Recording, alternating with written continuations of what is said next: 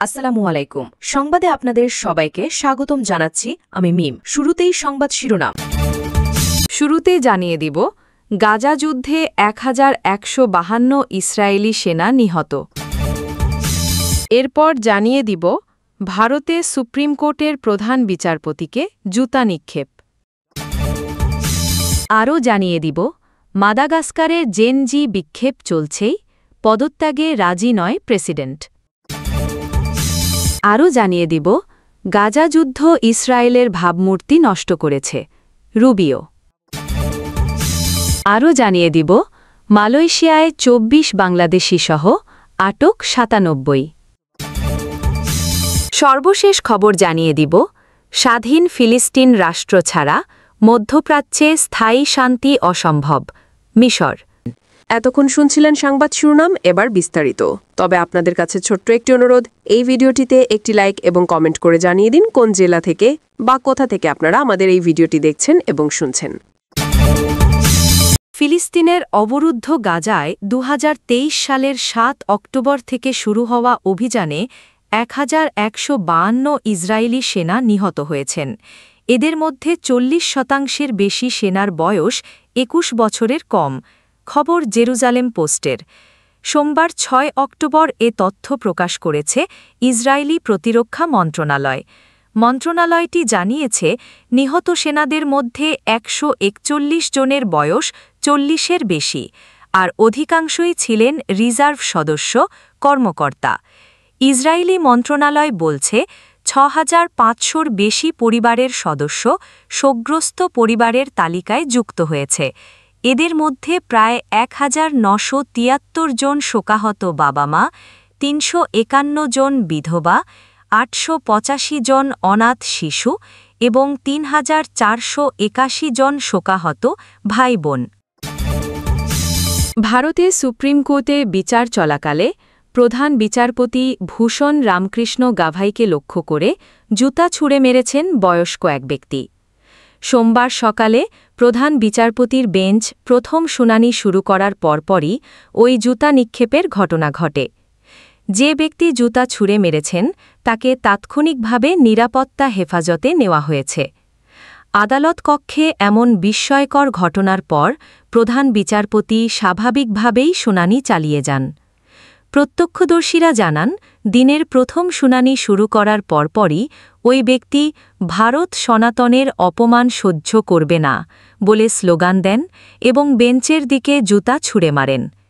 নিরাপত্তা কর্মীরা তৎক্ষণাৎ আদালত কক্ষে ছুটে যান এবং জুতা নিক্ষেপকারীকে সরিয়ে নেন।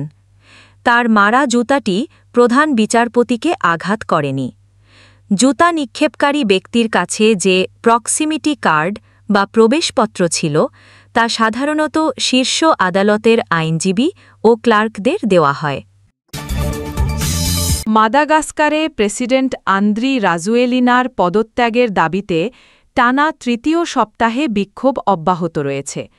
সোমবার রাজধানী আন্তানানারিভো সহ বিভিন্ন শহরে বিক্ষোভকারীরা রাস্তায় নেমে সরকারের বিরুদ্ধে স্লোগান দেন। আন্তানানারিভোতে বিক্ষোভকারীদের ছত্রভঙ্গ করতে পুলিশ টিয়ার গ্যাস নিক্ষেপ করে। বিক্ষোভকারীদের বড় অংশই বিশ্ববিদ্যালয়ের শিক্ষার্থী। তারা প্রথমে পানি ও বিদ্যুতের ঘাটতির প্রতিবাদে আন্দোলন শুরু করলেও পরে তা সরকারের দুর্নীতি ও ব্যর্থতার বিরুদ্ধে বৃহত্তর বিক্ষোভে রূপ নেয়। সাম্প্রতিক বছরগুলোতে এটি দেশটির সবচেয়ে বড় গণ আন্দোলন।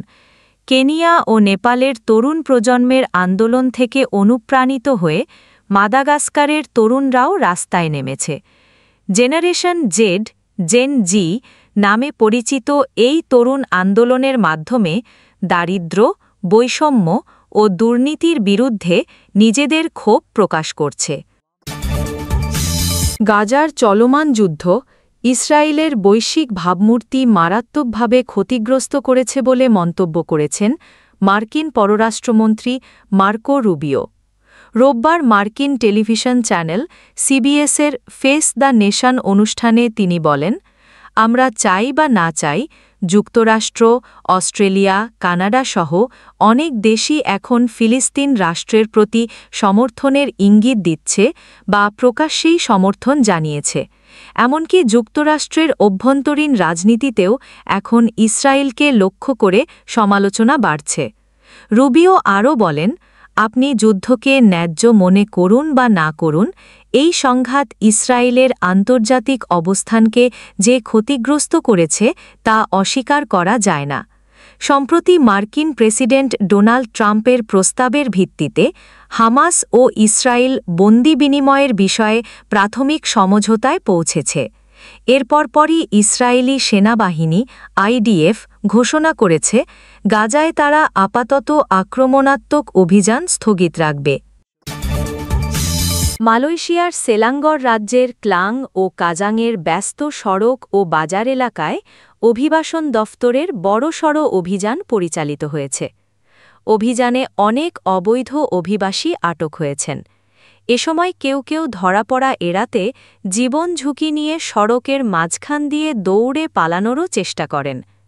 অভিবাসন দফতরের মহাপরিচালক দাতুক জাকারিয়া সাবান জানিয়েছেন, রোববার বিকেলে বিশেষ টাস্কফোর্সের অভিযানে মোট ৯৭ জন অভিবাসী আটক করা হয়। প্রায় ৯০ জন কর্মকর্তা অংশ নেন এই অভিযানে। ডাউনটাউন জালান রেকো ও ক্লাংয়ের রাতের বাজারে গোপন অভিযানে ৮৮৪ জনের কাগজপত্র পরীক্ষা করা হয়। এদের মধ্যে বাংলাদেশি ২৪, ইন্দোনেশিয়ান ৪৪, মিয়ানমার ৯, ভারতীয় ৭, পাকিস্তানি ২ আর কম্বোডিয়া ও শ্রীলঙ্কার ১ জন করে নাগরিককে আটক করা হয়। আটকদের বয়স ১৮ থেকে ৬২ বছরের মধ্যে। তাদের বিরুদ্ধে অভিবাসন আইন অনুযায়ী মামলা চলছে এবং আইনি প্রক্রিয়ার জন্য তাদের সেলাঙ্গর ও কুয়ালালামপুর ডিপোতে পাঠানো হয়েছে। মধ্যপ্রাচ্যে স্থায়ী ও বাস্তব শান্তি প্রতিষ্ঠা সম্ভব নয় যদি না একটি স্বাধীন ফিলিস্তিন রাষ্ট্র গঠন করা হয়, এমন মন্তব্য করেছেন মিশরের president Abdel Fattah al CC. তিনি বলেন, গাজায় যুদ্ধবিরতি, বন্দী ও আটক ফিলিস্তিনি বিনিময়, গাজা পুনর্গঠন এবং একটি স্বাধীন ফিলিস্তিন রাষ্ট্র প্রতিষ্ঠার লক্ষ্যেই শুরু হওয়া উচিত শান্তিপূর্ণ রাজনৈতিক প্রক্রিয়া। এটাই দীর্ঘমেয়াদী শান্তি ও স্থিতিশীলতার একমাত্র সঠিক পথ বলে মনে করেন তিনি। বর্তমানে মিশর ইসরায়েল ও হামাসের মধ্যস্থতাকারী হিসেবে শান্তি আলোচনার আয়োজন করছে। এই আলোচনায় অংশ নিচ্ছেন আন্তর্জাতিক মধ্যস্থতাকারীরাও। তবে আলোচনার মধ্যেও গাজায় ইসরায়েলি হামলা অব্যাহত রয়েছে। সোমবার ভোর থেকে নতুন করে অন্তত ৭ জন ফিলিস্তিনি নিহত হয়েছেন, যাদের মধ্যে ত্রাণ সংগ্রহে আসা সাধারণ মানুষও আছেন। যুদ্ধ শুরুর পর থেকে এখন পর্যন্ত ইসরায়েলি হামলায় গাজায় নিহতের সংখ্যা বেড়ে দাঁড়িয়েছে ৬৭,০০০-এরও বেশি। আহত হয়েছেন প্রায় ১,৭০,০০০ মানুষ। দর্শক, সম্পূর্ণ ভিডিওটি দেখলেন, আশা করি বিষয়টি বুঝতে পেরেছেন। এই নিয়ে আপনার গুরুত্বপূর্ণ মন্তব্যটি অবশ্যই কমেন্ট বক্সে জানিয়ে দিবেন। ধন্যবাদ।